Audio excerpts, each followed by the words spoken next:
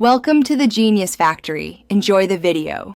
In this video, I will explain how to fix a Fiat 500 door handle.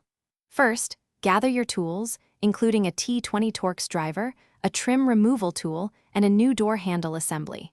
Having the right parts and a clear workspace makes the job much smoother.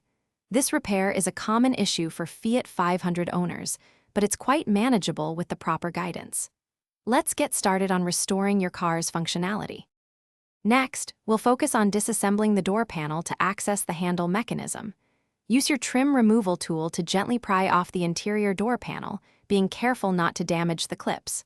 Once the panel is loose, disconnect any electrical connectors, such as those for the window switch. Finally, locate and unscrew the two T20 Torx screws that secure the door handle assembly. This step reveals the internal components.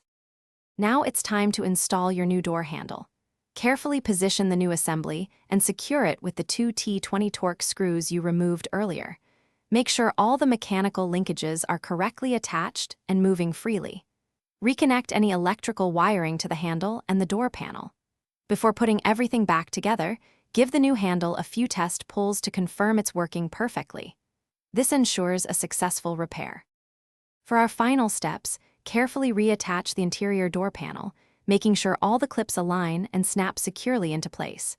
Double-check that your window and door lock functions are operating correctly after the reassembly. This ensures everything is fully functional and safe. Also, if you're looking to keep your car smelling fresh, check the description for a link to Little Tree's Black Ice and other great deals. Thanks for watching, and drive safely. Thanks for watching. If you found this helpful, don't forget to like and subscribe.